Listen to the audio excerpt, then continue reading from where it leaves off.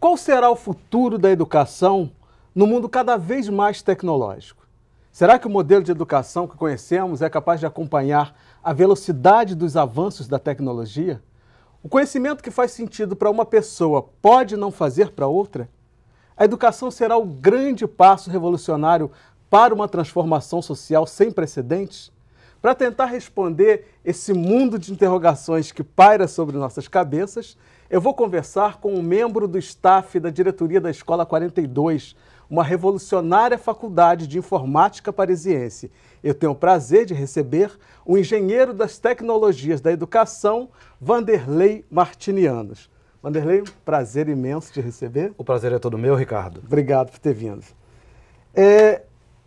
Exatamente isso, a educação vai ser essa grande revolução aí que vai mudar todo um contexto social? Sim, Ricardo. Na verdade, a educação, especialmente a educação tecnológica, ela será o grande pivô de uma revolução que nós vamos entrar nesses próximos 5 ou 10 anos. Mas essa revolução, é muito interessante que a gente frise isso e dê bastante ênfase, ela não virá sem que antes nós passemos por uma revolução na medicina, na genética. E que revolução é essa? Que mudanças são essas que terão que acontecer na medicina, na genética? Bom, isso é uma história bastante interessante, né? É uma das histórias Qual que a relação da educação com a medicina, com a genética? O que acontece hoje é que, através do seu smartphone, você já consegue hoje ter uma série de dispositivos que fazem o controle da sua saúde. E a tecnologia, de uma forma geral, ela é regida por uma lei chamada Lei de Moore. Essa Lei de Moore, ela vem sendo observada desde 1960, desde a década de 60, de uma forma geral. E o que ela nos diz? Ela nos mostra que em um dispositivo tecnológico, ou seja, em um microprocessador, você tem um fenômeno que ocorre e que acontece que faz muito sentido para quem trabalha com tecnologia. A cada 18 meses, ou na média em 18 meses ou até menos, um dispositivo, um microprocessador, ele fica 2 vezes mais veloz e 50% mais barato do que no período de 18 meses anterior. Traduzindo isso numa linguagem bem simples. Traduzindo isso, se você tem hoje um aparelho celular que tem uma determinada configuração, uma determinada performance, uma determinada potência, daqui a 18 meses isso significa que ele estará obsoleto, já terá alguma coisa no mercado, algum outro aparelho que seja 2 vezes mais veloz que ele e 50% mais barato do que o modelo anterior. Então, e na verdade, o que você está nos dizendo é que a gente não está prestando atenção nessa velocidade. Exatamente, Ricardo. Dessa evolução tecnológica. É exatamente isso. Nós não estamos prestando atenção em uma velocidade que é, de fato, exponencial. E essa velocidade exponencial, no início dela, no início desse desenvolvimento tecnológico, você pouco presta atenção. Vou te dar um exemplo. Se você conta até 30 em escala linear, é 1, 2, 3, 4, 5, 6, até o número 30. Se você conta até 30 em escala exponencial, você tem 2, 4, 8, 16, 32 e você vai chegar a 1 bilhão nesses 30 passos. Então, a diferença, na verdade, ela é enorme. E isso vai fazer com que, na verdade, faz com que a tecnologia venha a ocupar diversos espaços dos quais nós nem poderíamos imaginar. A tecnologia, ela entra como uma vedete, eu posso dizer assim, na sociedade, trazendo a inteligência artificial, trazendo a robótica, trazendo os avanços em genética, trazendo os avanços em automação. criando uma sociedade de base tecnológica. Mas a grande questão... Peraí, você está querendo me dizer que, por exemplo, a profissão de professor não vai fazer mais sentido? A profissão de professor, ela passa, eu não vou dizer que ela não vai existir, ela vai mudar de eixo. O papel do professor, dentro desse avanço tecnológico que não para, não é? No momento, à medida que nós falamos aqui, certamente diversos avanços tecnológicos são lançados no mercado e que nós não nos damos conta disso. Mas a profissão de professor, ela será relegada à questão das máquinas. A inteligência artificial hoje, e eu posso te dizer que o projeto da IBM, chamado IBM Watson, ela cumpre perfeitamente o papel da transmissão de conhecimento. O professor irá ocupar muito mais uma questão nas relações psicológicas, nas relações humanas, na relação de treinamento, de afetividade, do que efetivamente da transmissão de conhecimento.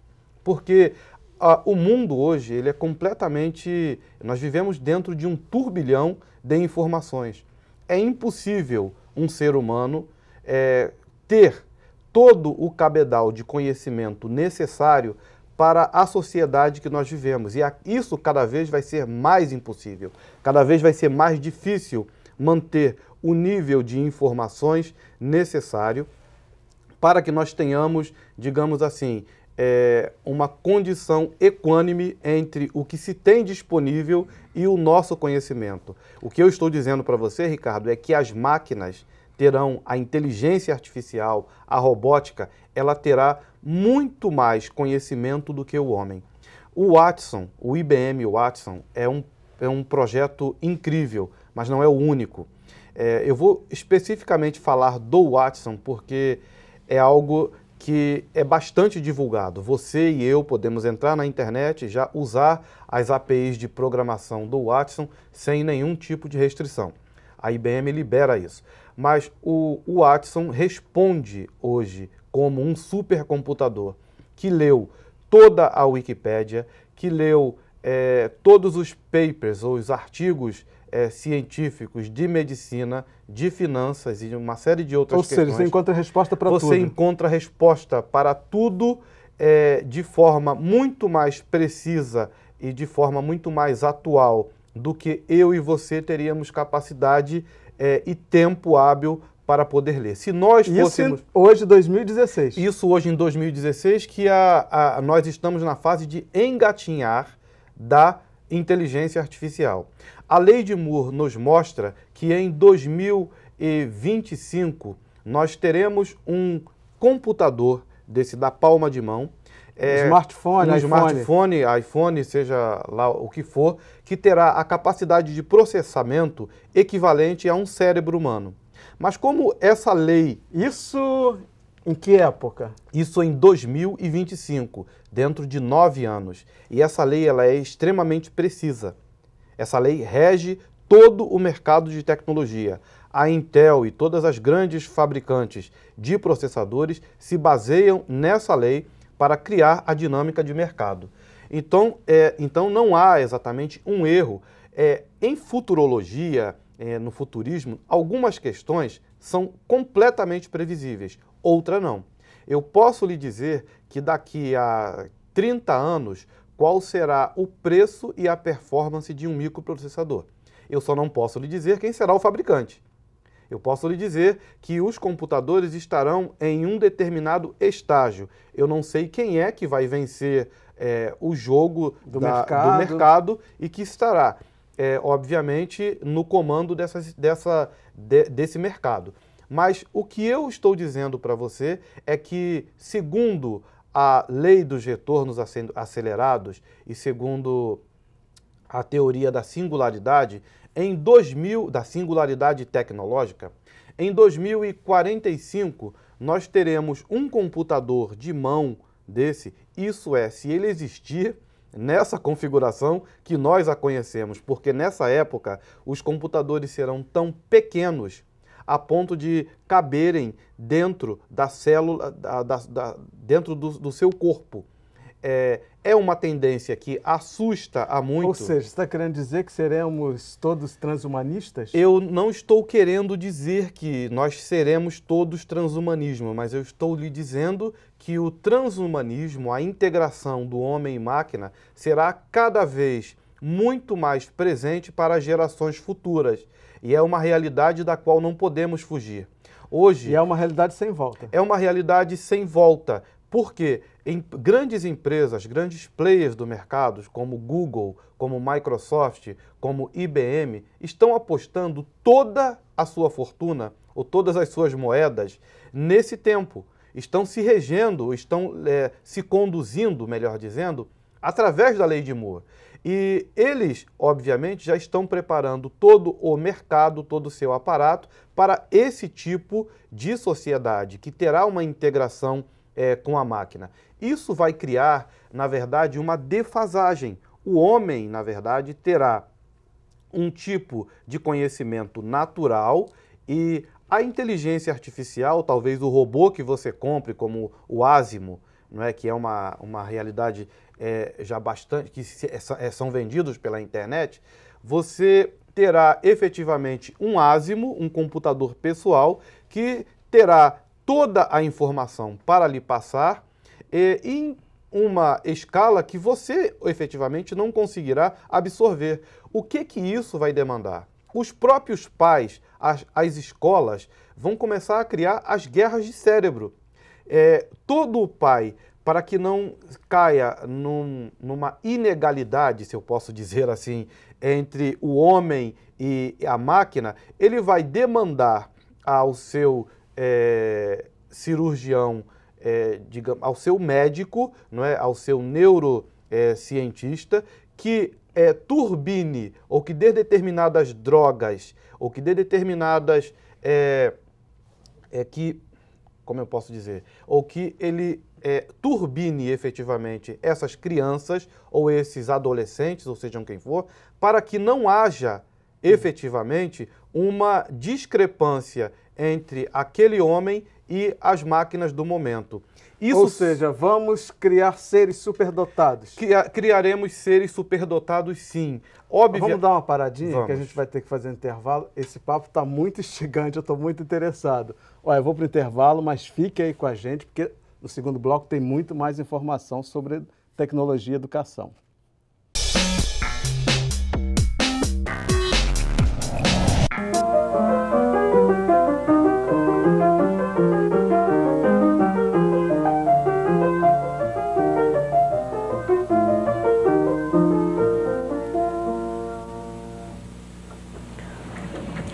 Muita gente ainda se surpreende quando me vê tocando, mas eu acho que isso é um problema de educação cultural, porque o fato de gostar de música é sinal de que qualquer um pode fazê-lo.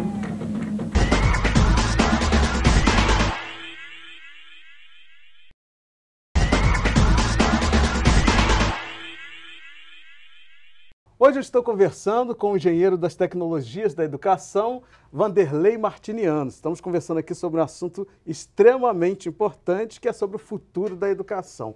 Vanderlei, para a gente começar agora a retornar ao nosso papo, eu quero dar um corte racial nessa discussão, e aí eu queria que você assistisse isso aqui.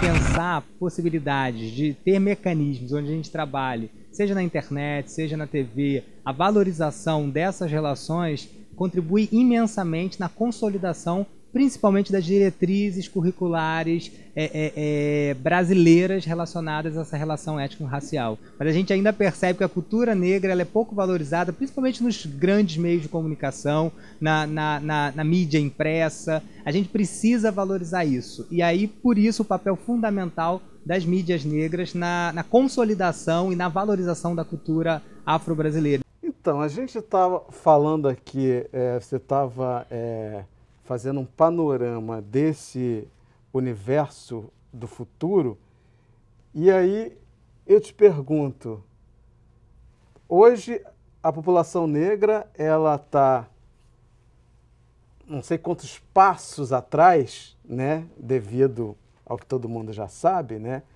pelo racismo, pela exclusão.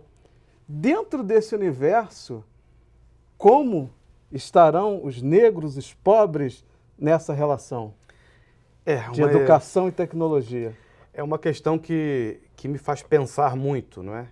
Mas a grande questão é que nós precisaremos estar acompanhando muito de perto, e principalmente as comunidades menos favorecidas, como a comunidade de negros. Porque a gente viu aqui no vídeo, quer dizer, a gente está hoje celebrando o advento da internet para poder estar tendo discussões a respeito da inclusão, celebrando cotas na universidade. Enquanto você tem outros grupos trabalhando completamente a dominação futura da humanidade. Pois é, isso é uma coisa E o que vai acontecer louca. É que não será uma questão somente que abarcará os negros, mas as populações menos favorecidas, de uma forma geral, viverão um distanciamento da realidade tecnológica e passarão a ser objetos de grande dominação. E é essa, na verdade, a minha preocupação de, enquanto engenheiro educativo, enquanto futurista da educação, que pensa, na verdade, essas realidades, é de trazer uma palavra de alerta que nós precisamos, no mínimo, fazer com que a nossa voz seja representada diante dessas empresas. A Google, a Microsoft, a IBM estão tomando decisões que irão afetar toda a nossa vida e não estão nos pedindo licença para isso. Bom, se bem que elas têm uma série de razões para tal, mas o nosso dever é de nós articularmos, de termos, na verdade, consciência do que será esse momento, e é um momento muito breve, do tipo de impacto que estarmos tão dominados por tecnologias, especificamente pela inteligência artificial, irá nos trazer e nos fazermos representar. Seja nas casas representativas, como a própria Alerj, como no mercado, elegendo deputados, mas que nós não venhamos a ser massa de manobra da própria tecnologia, para que não venhamos sucumbir pela tecnologia. Então, quando você fala isso, é assustador, porque quando a gente imagina que a gente está avançando, né? Nós, enquanto comunidade negra, enquanto povos historicamente discriminados, quando a gente imagina que a gente está avançando, você está me dizendo exatamente o contrário. Você está me dizendo que o futuro, essa desigualdade, ela vai estar, na verdade, vai estar muito maior. Nós estaremos, na verdade, muito mais distante dessa igualdade que hoje a gente acha que a gente está caminhando para ela. É verdade. É uma história muito mais complicada do que nós possamos explanar aqui no tempo que nós temos, mas a tecnologia, ela pode ser efetivamente a redentora do homem e da sociedade. Eu ainda creio que em determinados momentos a tecnologia venha a organizar, não é, diversas sociedades, como a nossa tendência, queiramos nós entender ou não, é em prol de uma globalização, mas nós não podemos deixar de compreender que a participação efetiva de toda a sociedade, ela é fundamental para que haja equilíbrio e para que haja igualdade. E especificamente, né, a parte que você abordou da participação de negros, da comunidade, eu acho, e é o que eu vejo, que de uma forma geral há esse distanciamento. Me parece que a comunidade ainda está com questionamentos muito aquém, com questionamentos que estão bem atrás dos reais questionamentos que nós deveríamos ter e dos posicionamentos que devemos ter para sermos também atores do nosso próprio futuro, da nossa própria sociedade. E há quem aposte que o futuro será um futuro de abundância, mas se nós não... Abundância para quem? De abundância para uma própria minoria, é óbvio. Se nós não tomarmos as iniciativas, se as escolas não vierem a se preparar. Porque, a bem da verdade, Ricardo, a escola que nós temos hoje, eu vou dizer uma coisa meio chocante aqui, ela não se presta a praticamente nada para o que nós vamos precisar para o futuro tecnologizado. As profissões que nós vamos ter como nós já mencionamos anteriormente, a profissão do professor tendendo a passar por uma séria modificação, e diversas outras profissões, como motorista de táxi, é uma profissão que tende ao desaparecimento. A profissão de enfermeiro é uma profissão que tende ao desaparecimento. E isso não é uma questão que eu estou falando aqui e que eu aprove essas questões. É o movimento da tecnologia que nos leva a isso. Tá apontando o próprio Bill Gates já fez uma declaração que é pública na internet, que até 2030 nós teremos as enfermeiras substituídas por androides, por robôs. E isso será uma realidade. O Ray Kurzweil, que é o engenheiro-chefe da Google, ele diz que em 2045 nós teremos a integração total do homem com a máquina. É a chamada teoria da singularidade. Então, são questões em que homens que detêm muito poder concentrado, detêm capital para isso, estão investindo todas as suas moedas para isso e eles não estão brincando. Enquanto pulamos o carnaval, enquanto estamos fazendo uma série de outras questões... Enquanto estamos nos expondo no Facebook... Nos expondo no Facebook... Vou te mostrar um vídeo aqui que eu acho que vai ser bem bacana para esse papo.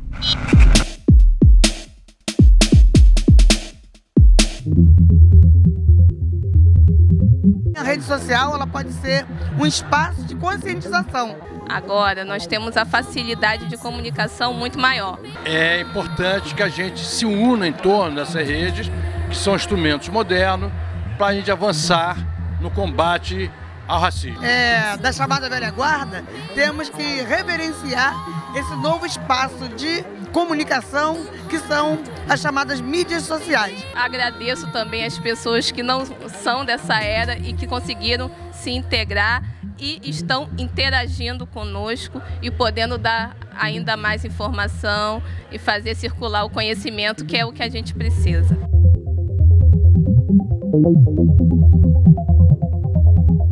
A coisa não é tão inocente assim. Não, a coisa não é tão inocente, na verdade. O que ocorre é que o homem cria a tecnologia e a tecnologia, de certa forma, recria um novo homem.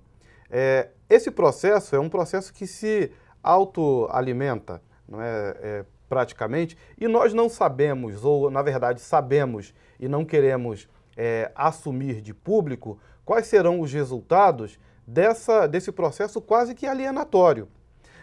No Brasil, especificamente, você tem uma grande parcela da população que se expõe completamente dentro de redes sociais. Isso é o que grandes empresas hoje que fazem a mineração de dados precisam para que elas tenham todo o controle sobre a sua vida, sobre os seus costumes e tudo isso. Eu, particularmente, por viver na Europa, os europeus têm hábitos um pouco diferentes. Você pouco vai ver um europeu se expondo da forma tão avassaladora dentro das redes sociais, como o brasileiro, como o latino de uma forma geral, não é? Se expõe nisso. Então, esse preço terá que ser pago por alguém. E nós, como sociedade... vai ser um preço alto. E eu creio que será um preço muito alto, porque, na verdade, estamos entregando toda a nossa vida, toda a nossa informação, e eu não estou dizendo que eu estou excluído desse processo. Enquanto brasileiro, eu também tenho muitas informações dentro das redes sociais, mas é um processo que nos faz, a cada dia, pensar e tomar uma atitude antes que seja um pouco tarde demais. Agora, a tecnologia e a educação, elas de toda forma, elas precisam, na verdade, ser as grandes mentoras, digamos assim, dessa nova sociedade que esperamos. Nós sabemos que a sociedade será basicamente regida por tecnologia, que a tecnologia será muito barata e disponível a quase todas as pessoas. Nós teremos computadores extremamente baratos, computadores que estarão integrados na lente de contato, nós teremos cérebros ou pessoas superdotadas. Eu vou lhe dar um exemplo, Ricardo. Os chineses, que não têm vamos dizer, esse conflito judaico-cristão que assola, de certa forma, a nossa sociedade, os chineses hoje estão fazendo um programa, isso também é disponível na internet, você pode verificar, sobre a superdotação humana. Eles recolheram o material genético de chineses superdotados mentalmente e fizeram agora e buscam a compreensão de qual é a variável que explica a superinteligência dessas pessoas. O segundo passo dessa pesquisa chinesa é fazer com que, uma vez explicada o fator da inteligência, eles venham a criar uma nova sociedade com seres superdotados. De super-humanos superdotados e superinteligentes. E onde fica a ética nisso? A ética é uma questão que a China tem uma outra visão a respeito disso. Mas a grande questão é que hoje o brasileiro, o Brasil, e eu estou falando para o nosso povo, precisa atentar a respeito desses movimentos que estão sendo feitos, que irão nos pegar de surpresa, e que precisam, na verdade, ser questionados ou serem, no mínimo, compreendidos pela sociedade. A educação que nós temos hoje, Ricardo, ela é uma educação exatamente equivalente ao que se tinha no século XVII, no século XVIII. Nada mudou. Mas o homem mudou, a sociedade mudou, as tecnologias avançaram muito e nós não paramos para repensar essa educação, para criar efetivamente arranjos educativos que façam sentido dentro desse contexto tecnológico. Nós ainda utilizamos métodos e técnicas medievais para ensinar a uma criança que vai viver em um mundo completamente regido por tecnologias e por inteligência artificial. Isso, Ricardo, é o decretar da nossa morte. Infelizmente, acabou nosso tempo. Muito obrigado por nos fazer pensar, refletir sobre isso, por nos trazer esse alerta, que é extremamente importante. Muito obrigado por dedicar sua vida a essa discussão, para você estar aí viajando pelo mundo, palestrando e falando sobre esse assunto. Muitíssimo obrigado pela tua contribuição aqui hoje. Eu que agradeço, Ricardo. Valeu. É isso aí, gente. Eu conversei hoje com o engenheiro das tecnologias da educação, Vanderlei Martinianos. E se você quiser rever essa entrevista ou qualquer edição do programa, entra lá no site www.tvalerj.tv ou cultine.com.br. E não deixe de nos acompanhar pelas redes sociais. Mande suas críticas e sugestões que a gente gosta, tá? Obrigado pela companhia e até o próximo encontro. Eu te espero.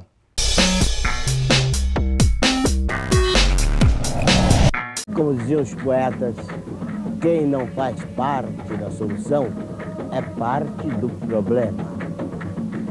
Você quer ser parte do problema?